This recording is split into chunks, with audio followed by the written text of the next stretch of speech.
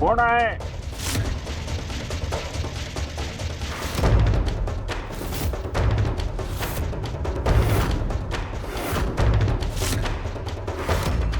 काय?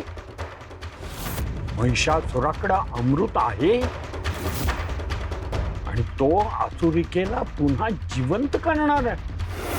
नाही, असे झाले तर अनर्थ होईल. महिषासुराला त्याचे परिणाम माहित नाहीत. मृत्यूचा नियम मोडण्याचा प्रयत्न संपूर्ण सृष्टीवर संकट आणू शकतो. मला त्याला सावध केलंच पाहिजे.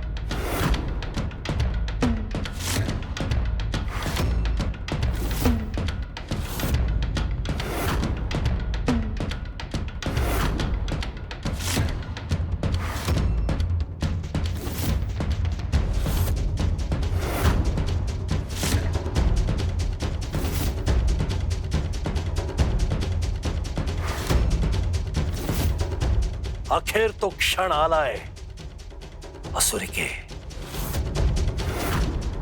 अखेर तो क्षण आलाय. मी दैत्यगुरु शुक्राचार्यांना निरोप पोहोचवला होता, मग अजून ते कसे आले नाहीत? दैत्यगुरु लवकर या, कृपया लवकर या, नाहीतर सर्व काही संपेल.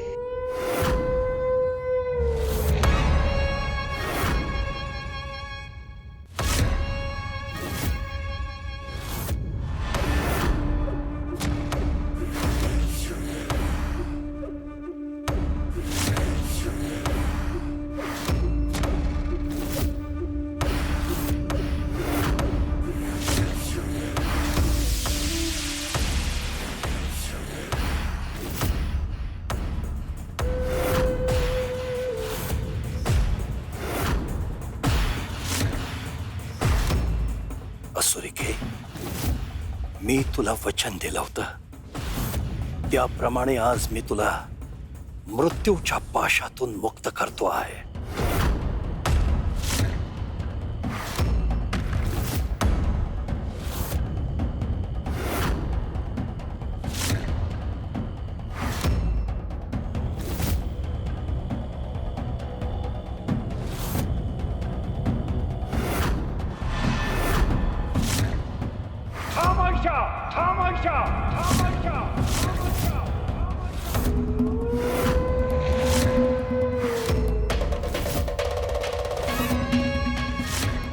हे कृत्य करू नकोस, अन्यथा असा अनर्थ घडेल की ज्याची तू कल्पनाही करू शकणार नाही.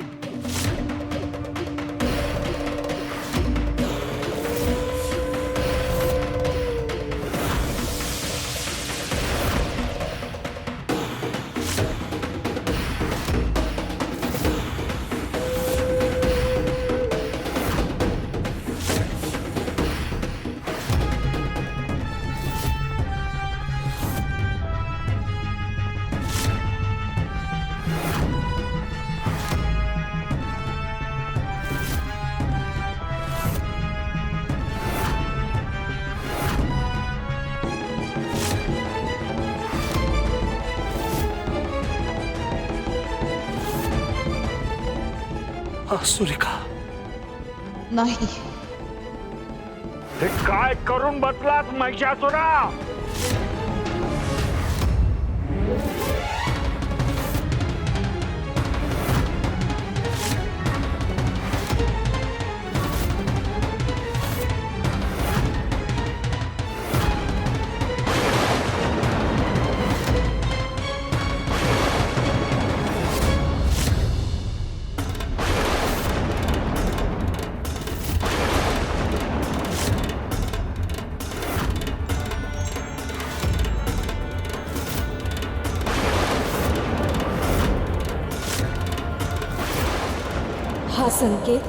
हा संकेत शुभ नाही.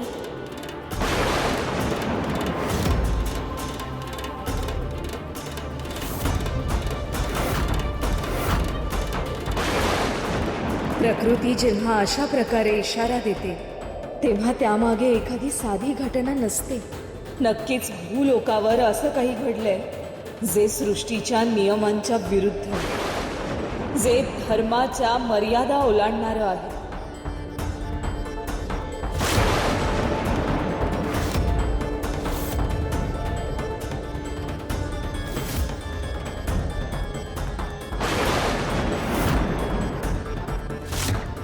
महिषासुराचा वाडा, जे काही घडलंय ते त्याच वाड्यात घडलंय. त्या वाड्याभोवती उभारलेल्या मायावी शक्तींमुळे मला आतलं दृश्यच दिसत नाहीये.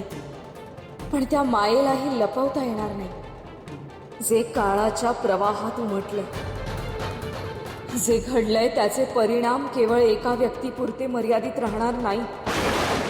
त्याचे पडसाद काळाच्या पटलावर दूरवर उमटतील. सृष्टीच्या संतुलनालाच तिची किंमत मोजावी लागू शकते. हा पाशवी अहंकाराचा अतिरेक, निसर्गाच्या नियमांनाच आव्हान देणारं काहीतरी घडलंय.